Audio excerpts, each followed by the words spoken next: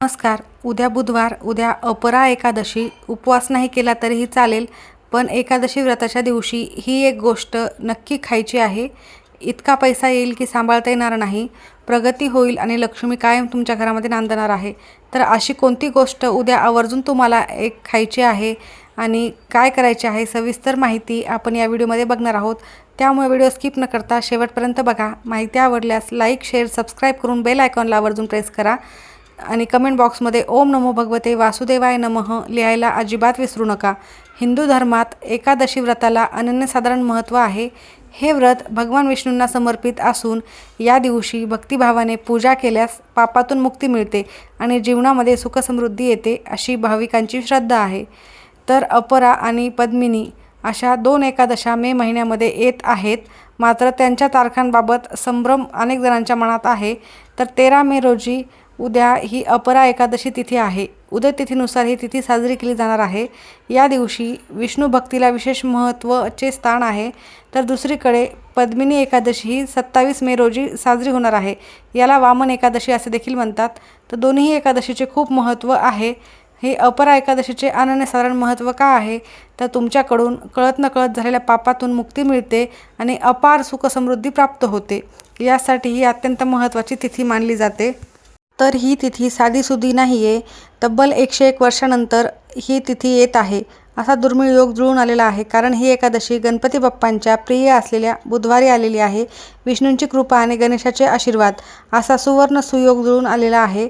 त्यामुळे वर्षभर घरामध्ये पैशांचा पाऊस पडेल अशा प्रकारे ही एकादशीचे स्थान मानले जाते. म्हणून तुम्हाला या दिवशी आवर्जून काही नियम पाळायचे असतात. जर तुम्हाला वाटत असेल की माता लक्ष्मीचा वरद हस्त तुमच्यावर कायम राहावा, तर हा व्हिडिओ तुम्ही नक्की शेवटपर्यंत बघा. कारण यामध्ये काही महत्त्वाची माहिती मी तुम्हाला सांगणारच आहे. तर आपल्या कुटुंबाच्या कल्याणासाठी देखील हा व्हिडिओ खूप महत्त्वाचा आहे. आपण खूप कष्ट करतो, मेहनत करतो, परंतु आपल्याला हवा तेवढा पैसा मिळत नाही, यश मिळत नाही. तर ही एकादशी अत्यंत महत्त्वाची तिथी आहे. या दिवशी तुम्ही काही सेवा, उपाय केल्यास आणि साधना केल्यास, मनोभावे हे व्रत पाळल्यास त्याचे तुम्हाला सकारात्मक परिणाम हे लवकर जाणवायला लागतील. अपरा म्हणजे अपार, ज्या पुण्याला कोणतीही सीमा नाही, ज्याच्या फळाची गणना करणे प्रत्यक्ष ब्रह्मदेवालाही शक्य नाही झाले, ते अफाट पुण्यफळ देणारी ही एकादशी. तर भक्तांनो, शास्त्रे आणि पुराणामध्ये असे सांगितले गेलेले आहे की काही नियमाने हे व्रत केल्यास माणसाला 100 राजसूय यज्ञ केल्याचे पुण्यफळ प्राप्त होते. 1000 अश्वमेध यज्ञांचे एकत्रित फळ मिळते. ते केवळ एका दिवसाच्या उपासनानेच नाही, तर विचार करा, आजच्या काळात आपल्याला एक यज्ञ करणे शक्य नाही, तिथे हजारो यज्ञांचे पुण्यफळ प्राप्त होत असेल तर नक्कीच तुम्ही या दिवशी नियम पाळायचे आहेत. अनेकांना अनेक दोष असतात. कोणाच्या घरामध्ये पितृदोष असतो. अशा या दोषांमुळे सतत भांडणे, वादविवाद घरामध्ये होत असतात. तर उद्या 13 मे रोजी श्रद्धेने तुम्ही हे व्रत केल्यास 7 पिढ्यांचा, पूर्वजांचा पितृदोष हा मुक्त होतो. पूर्वजांना मोक्षप्राप्तीचा मार्ग सापडतो. जेव्हा पूर्वज तृप्त होतात तेव्हा घरामध्ये भरभराट होतेच, हे नक्कीच.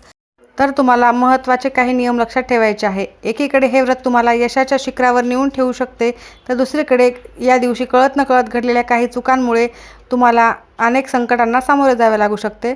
शास्त्रानुसार या दिवशी तांदूळ खाणे म्हणजे किडा खाण्यासारखे मानले जाते आहे. त्यामुळे जर या दिवशी तुम्ही कोणाचीही निंदा केली किंवा खोटे बोललात किंवा घरामध्ये मांसाहार, मद्यपान केले तर मिळणारे पुण्य तर लांबच, पण पदरी पापच पडत असते. 7 जन्मापर्यंत पाठलाग हे पाप करत असते. तर तुम्ही हे नियम आवर्जून पाळा आणि जागृत व्हा. या दिवशी केलेले कोणतेही गुप्त छोटे उपाय तुम्हाला शून्यातून विश्व निर्माण करण्याची शक्ती देते. अगदी गरीबातील गरीब माणूस असो, जर या दिवशी विष्णूंच्या चरणी लीन झाला, मनोभावे सेवा केली आणि मी सांगितलेली एक गोष्ट खाल्ली, तर त्याला करोडपती व्हायला वेळ लागणार नाही. म्हणजेच काय, तर नियमाने हे व्रत करायचे आहे. कारण हा 101 वर्षानंतर आलेला योग आहे. आयुष्यातील दारिद्र्य मुळासकट उपटून टाकण्याचा सुवर्ण संधी, सुवर्ण काळ हा असणार आहे. आता सर्वात महत्त्वाचा मुद्दा ज्याबद्दल आपण वाट पाहत आहोत, त्याआधी पूजेचा शुभ मुहूर्त पाहूयात. सकाळी 5:35 ते सकाळी 8:20 पूजेसाठी अत्यंत शुभ वेळ आहे. जर तुम्हाला यावेळी शक्य नसेल तर सकाळी 10:40 ते दुपारी 12 वाजेपर्यंत लाभ अमृत मुहूर्तसुद्धा आहे. तुम्ही या वेळेत देखील पूजा करू शकता. सर्वात महत्त्वाची गोष्ट म्हणजे पारणं किंवा व्रत सोडण्याची वेळ ही एकादशी जेवढी महत्त्वाची असते तेवढेच महत्त्वाचे असते व्रत सोडणे, ज्याला आपण पारणं म्हणतो. तर या व्रताचे पारणं तुम्ही 14 मे रोजी सकाळी 5:30 ते 8 वाजेपर्यंत कधीही करू शकता. या वेळेमध्ये उपवास सोडायचा असतो, तरच तुम्हाला या महाव्रताचे पुण्यफळ प्राप्त होत असते. मुहूर्त तर तुम्हाला समजलाच आहे. आता आपण पाहणार आहोत त्या खास गोष्टीबद्दल जे तुम्हाला या दिवशी नक्की खायचे आहे. तुम्हाला असं वाटत असेल की असं काय खावं ज्यामुळे माता लक्ष्मी साक्षात तुमच्या घरामध्ये प्रकट होणार आहे. भगवान विष्णूंचा वरद हस्त तुमच्यावर राहील. शास्त्रात प्रत्येक व्रताचे एक विशिष्ट महत्त्व सांगितलेले आहे, विशिष्ट आहार सांगितलेला आहे. अपरा एकादशीच्या दिवशी फळांमध्ये सीताफळ खाणे हे अमृतसमान मानले जाते. या फळाच्या नावाचा उगमच माता सीतेच्या नावावरून झालेला आहे. असे मानले जाते की वनवासाच्या काळात माता सीतेने हे फळ ग्रहण केले होते आणि या फळाला त्यांचा विशेष आशीर्वाद देखील लाभला आहे. हे फळ खाल्ल्याने मनातील सात्विकता ही वाढते, घरात सुखशांती नांदते. पण मैत्रिणींनो, आता नीट लक्ष देऊन ऐका. ती एक खास गोष्ट कोणती आहे ज्यामुळे तुमचं भाग्य उजळणार आहे? ती म्हणजे विष्णुप्रियेचा म्हणजेच तुळशीचा प्रसाद. हो मैत्रिणींनो, या दिवशी सकाळी पूजनेनंतर तुम्हाला भगवान विष्णूंना अर्पण केलेल्या गोड फळांचा प्रसाद घ्यायचा आहे. त्यानंतर प्रसादासोबत तुळशीचे एक पान ग्रहण करणे अनिवार्य आहे. लक्षात ठेवा, एकादशीच्या दिवशी तुळस तोडणे हे निषिद्ध आहे. त्यामुळे आदल्या दिवशी तुम्हाला तुळशीचे पान तोडून ठेवायचे आहे. आणि जरी तुम्ही आज आता 3 सांजेनंतर पान तोडले नसेल तर उद्या तुम्हाला बाजारामध्ये ज्या ठिकाणी फुले मिळतात तिथे तुळशीची पानं मिळतील, तिथून आणायचे आहे. जेव्हा तुम्ही तुळशीयुक्त प्रसादाचे सेवन केले त्यानंतर तुमच्या शरीरातील नकारात्मक ऊर्जा नष्ट होते. तुमच्या कुंडलीतील बुध आणि गुरु हे दोन्ही ग्रह बलवान होतात आणि तुमच्या घरामध्ये आपोआपच पैसा हा येत राहतो. तुम्ही आहारात सफरचंद, केळी, पपई किंवा गोड द्राक्षे नक्की घेऊ शकता. आंबा देखील खाऊ शकता. ही फळे रसाळ आणि सात्विक आहेत. पण इथे मोठी चूक टाळा. अनेक लोक फळांचा रस पितात, त्याचा ज्यूस करतात, त्यावरून मीठ किंवा बर्फ टाकतात.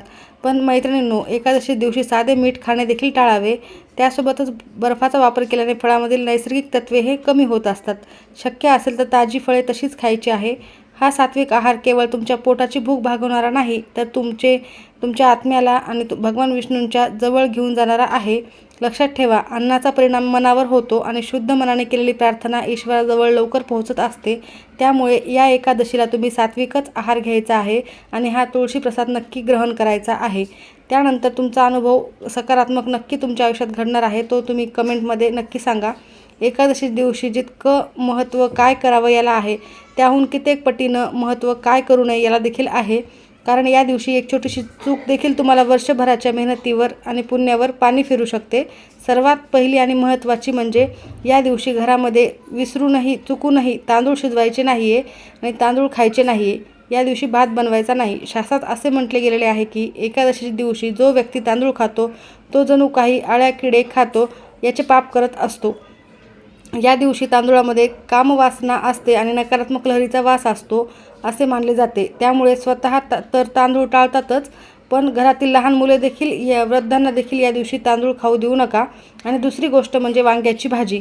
भक्तांनो, वांग्याला तामसिक अन्न मानले जाते. अपरा एकादशी दिवशी वांग सेवन केल्याने मनातील सात्विकता नष्ट होत असते आणि बुद्धी भ्रष्ट होते. जर बुद्धीच ठिकाणावर नसेल तर लक्ष्मी तुमच्या घरामध्ये कशी काय येणार, हा सर्वात महत्त्वाचा इशारा आहे.